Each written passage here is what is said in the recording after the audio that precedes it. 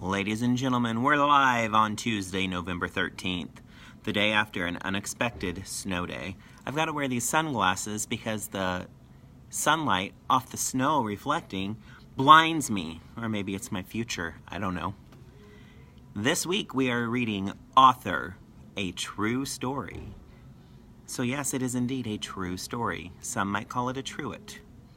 Our genre, our first of the year, I believe, an autobiography. Remember, an autobiography is the story of a person's life written by that person.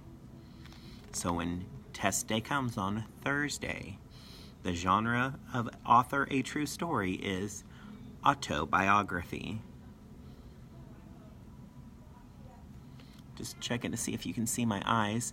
I do need to send a special thanks to Braxton. He snatched this treasures book right out of your desk so I could read from it. Not because I'm a thief, but because your desk was closest and I needed a book to read from. I shall return it. Maybe with a little note inside as a thank you. This will remind me. All right, so we begin. Author, a True Story, written and illustrated by Helen Lester. For those of you who take your big book home, I am on page 291. A long time ago, there lived a 3-year-old author. Me. I was the best grocery list writer in the world, and a huge help to my mother. When I wrote a word, I knew exactly what it said. And the fun part was that I could turn each list upside down, and the words said the same thing. I think I made hundreds of these useful lists for my mother, and she never once said, "No, thank you, dear, I have enough." Then I went to school and learned to make what they called real letters. My writing was the prettiest in the class, with straight lines and round lines. It was perfect, and it was perfectly backwards. I didn't just mix up B's and D's. I didn't just mix up B's and D's. That's easy to do because they look so much alike. My letters started at the wrong side of the paper, and marched across, pretty as could be, and backwards. There's a name for somebody with this problem. I was a mirror writer. Smells like a test question. My teachers had to hold my work up to a mirror to understand what I had written, because she wrote everything backwards. Thanks to a lot of help, I was finally able to write in the proper direction. But writing stories was so hard for me. Often, I couldn't come up with a single idea, and my stories got stuck in the middle, and I couldn't think of a title, and I had trouble making the changes my teacher wanted me to make, and I lost my pencils, and I wondered why I was doing this, and I got very, very, very frustrated. So I spent a lot of time dreaming about what I wanted to be when I grew up. Since no one from the circus came looking for me, I became a teacher. Strange, that's kind of how I became a teacher too. No one from the circus came looking for me. One day, I'll be a trapeze artist. Sorry, that's not in the book. That's just a little tidbit about my life. I learned that teachers do not live in schools, eating only crackers and milk and sleeping under their desks. Of course not. We sleep underneath our chairs and we eat Cheez-Its in water. Sorry, that's also not in the book. I also learned that teaching was fun and that children have fantastic imaginations. So my favorite subject to teach was writing. One day a friend said, "You should write a children's book." And I thought, well, I spent 10 years in 2nd grade, so I know a child from a chicken. Maybe I should. Hello, Uncle Jesse. I went right home and wrote a book. It was the best book I had ever written. Of course, it was the only book I had ever written. I illustrated it with my nicest drawings and proudly sent it to a publisher. Lucky people, I thought. The lucky people sent it back and said, "No, thank you." That's called a rejection. I decided I'd never write again. Until the next day when I felt better. I wrote a second book and sent it to a different publisher. The second publisher sent the book back. "No, thank you." I decided I'd never write again. Until the next day when I felt better. I wrote another book, and another, and another, and another. Practice must have helped each story get a little better, for on my 7th try, no book came back. Just a yes, please. That's called an acceptance. That's called a vocabulary word. So why would you say that she wrote the 7th book?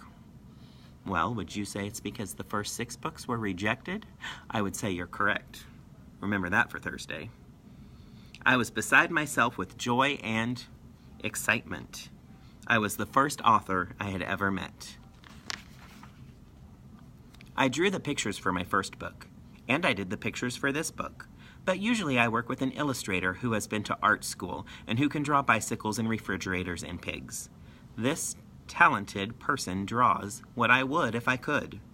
So here I am, an author, and every time I sit down to write, perfect words line up in perfect order and whoop, a perfect book pops out of the computer. Well, not exactly. Sometimes writing stories is so hard for me. I can't come up with a single idea, and my stories get stuck in the middle, and I can't think of a title, and I have trouble making the changes my editor wants me to make, and I lose my pencils, and I wonder why I'm doing this, and I get very, very, very frustrated. But that's sometimes. I love it best when ideas are hatching so fast I can barely write them down. I grab the nearest thing to write on and get so excited I forget what I was doing in the first place. The ideas that come in the middle of the night are hard to read the next day. Not all of the ideas are useful. I keep a whole box full of fizzled thoughts and half-finished books. I call it my fizzle box. Whenever I need an idea, I can go to the box and find wonderful things. Just the name I needed, a funny word, or a wise lesson. Remember what a fizzle box is, kids. You're gonna need that for Thursday. Hello, Uncle Jay. Usually, when I first think a book is finished, it really isn't.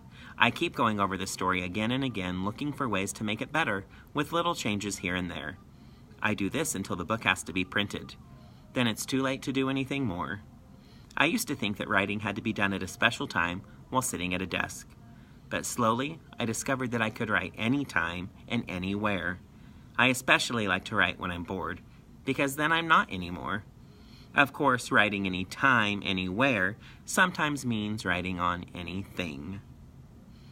Authors are lucky, for they get to meet hundreds of children through letters, school and library visits, and at autographing sessions. I didn't always like autographing books. The first time I autographed, my table was next to the table of a very famous author. I was not a very famous author. Her line had no end. Mine had no beginning. I'm glad I didn't join the circus. Even though writing is sometimes hard work, it's what I love to do. I never dreamed I'd become an author, so this is better than a dream come true.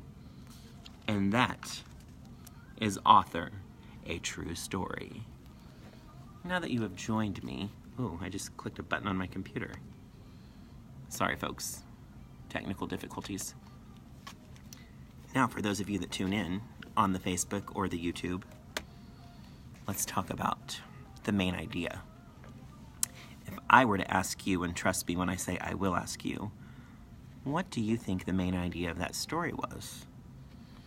Because I kind of think the main idea was the author's life.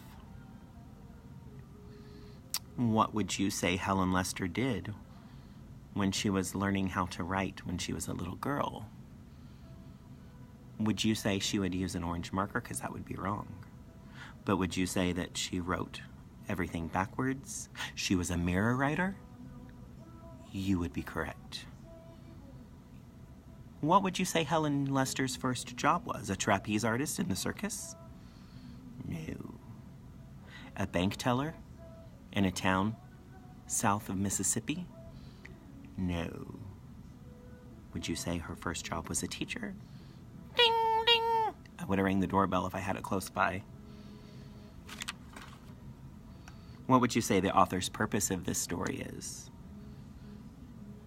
To persuade the audience to become a writer? No. To inform the reader of what it's like to be an author? Come in. Oh, Uncle Bentley, Uncle Jesse, my two uncles are hanging out. Just hanging out on the Facebook. Hopefully taking notes, hopefully learning some helpful tips for the test. What's a word you would describe Helen Lester? I don't know what you would call Helen Lester, but I would call her hard-working. She works hard for her money, so you better treat her right. Uncle Jesse agrees. And I hope you paid attention, because I know I said it in class today. Know about that fizzle box. I think we need a fizzle box in our classroom for when we're writing. All right, folks, thanks for tuning in. Thanks for coming to school the day after an unexpected snow day. We have our story test, spelling test Thursday, birthday day Friday. Have a wonderful evening, everyone. I'm going to give a shout out to Cole Wilbur because he never gets to make it to the live videos. But hopefully he'll watch this. Cole, this peace sign is for you. Uncles, have a good evening. If you have macaroni and cheese for dinner, save me a bowl. See you tomorrow, y'all.